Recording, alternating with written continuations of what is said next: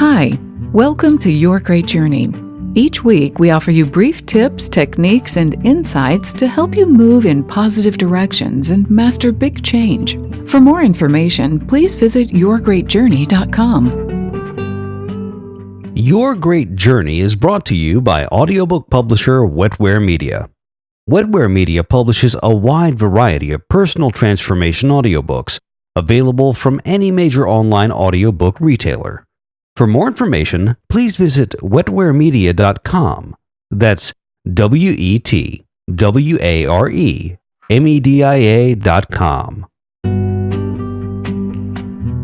Today we're sharing an excerpt from the audiobook The Highly Sensitive Person's Survival Guide, Essential Skills for Living Well in an Overstimulating World by psychologist Dr. Ted Zeff.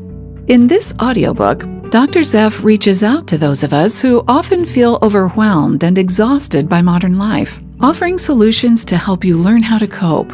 Being a highly sensitive person, while sometimes inconvenient, is actually a special strength you can learn to use to your advantage. In this episode, Dr. Zeff addresses a problem that many of us suffer from: sleep issues. He offers some essential strategies that will help you make the gentle transition from alert and awake to deep sleep. Anyone looking for practical tips for a better night's sleep will find this episode helpful. Preparing for sleep. It's important to prepare yourself for sleeping. After all, it doesn't make much sense to go from your wakeful, daytime life right into bed and expect to drift into restful sleep. But that's what many of us do.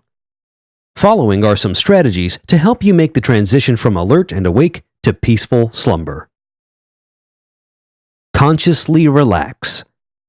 Meditating, doing progressive relaxation, visualizing your muscles relaxing, or listening to a relaxation tape for approximately 20 minutes before bedtime will help reduce sleep problems by quieting the mind and relaxing the body.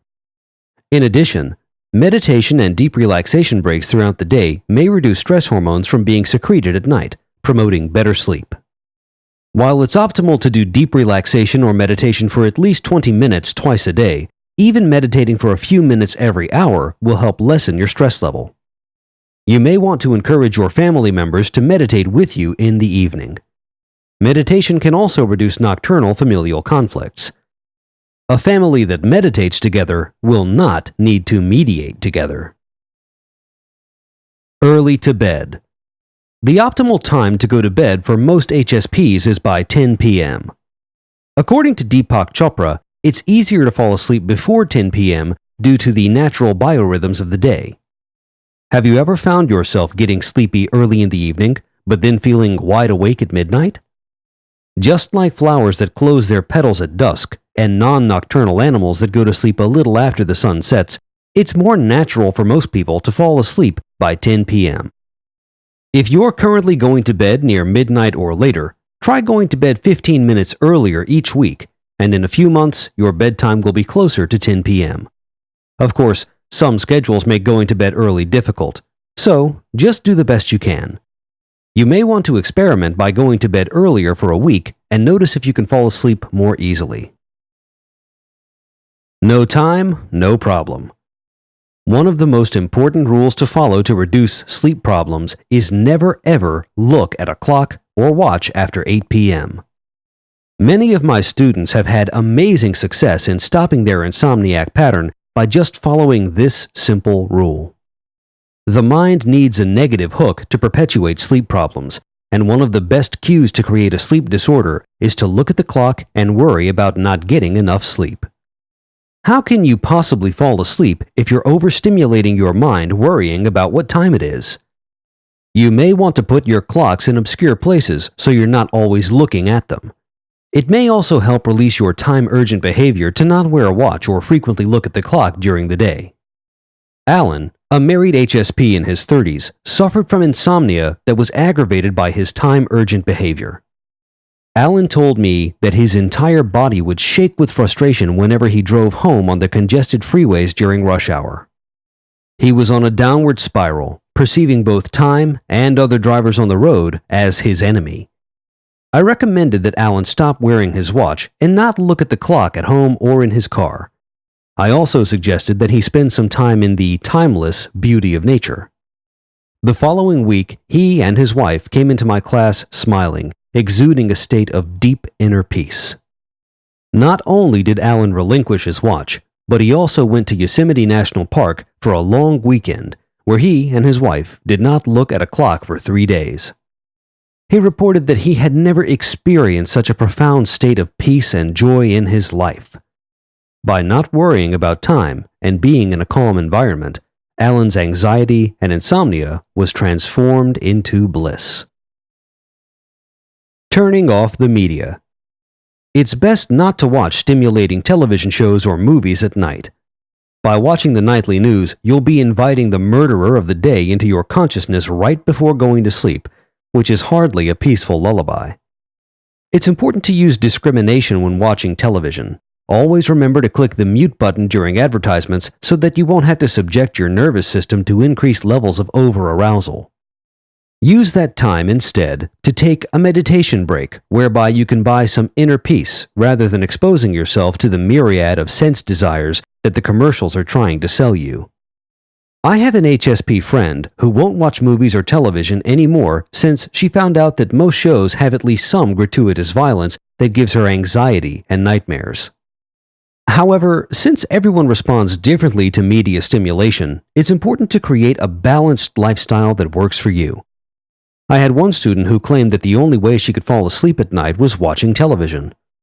While the television evidently gave her some sense of comfort, this approach can be quite detrimental for most HSPs.